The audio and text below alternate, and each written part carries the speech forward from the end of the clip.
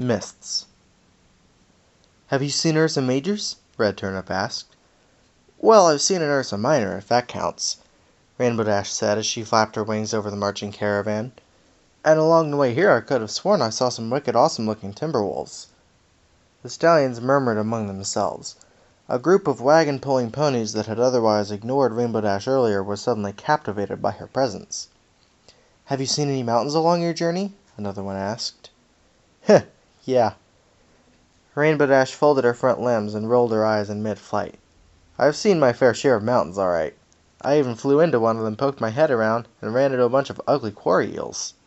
"Quarry eels? You mean to say you've chanced upon those creatures and actually survived?" "Pfft, she boasts," Ironhoof remarked with a smirk. "I've known several ponies who have encountered monsters twice as ghastly and yet survived." "He's got a point." Rainbow Dash spun circles in the air, exclaiming, "Why, I'm willing to bet his mother's run into several giant eels. After all, he's here, isn't he?" "Yeah, Ironhoof did a double take. "Hey!" The many stallions around the scene laughed. Even Full Trot and Goldplate had curved lips as Rainbow Dash flew overhead, drawing in more of the chuckles.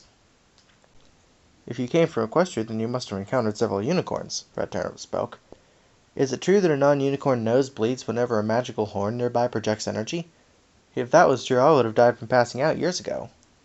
"You mean you actually knew unicorns?" another stallion exclaimed. "As friends?" Rainbow Dash paused in mid-air, hovering. Her crossed arms covered the glinting surface of her golden pendant. "A couple," she said, nodding. "Yeah." Even the Sun Goddess?" Red Turnip's voice rose again. "Did you ever actually meet her?" At that, any sign of Rainbow Dash's smirk dissolved. She cleared her throat and flew ahead. "Yeah, her too." "That must have been really incredible. Why is it so misty up ahead?" Rainbow Dash ignored him, instead choosing to gesture at the smoggy weather hovering above a dense layer of treetops. The large structure was definitely closer, but the bleak atmosphere obstinately refused to reveal any details. "I'm a weather flyer by trade. This isn't exactly natural." She sniffed the air and made a face. "Nor is it pleasant. Ugh." "This is the last hurdle," Full Trot said. "It always comes down to this as we approach Winthrow." The elder turned and barked at the solid line of ponies. "Keep together, everyone. The air here is thick with smog. Do not spread apart so far that you cannot see the one before or ahead of you. At every few intervals I shall call out for roll. We are almost home, ponies. Let us not let all our distance go to waste now." Goldplate took a deep breath. Trotting past him, Red Turnip nudged the goldish pony.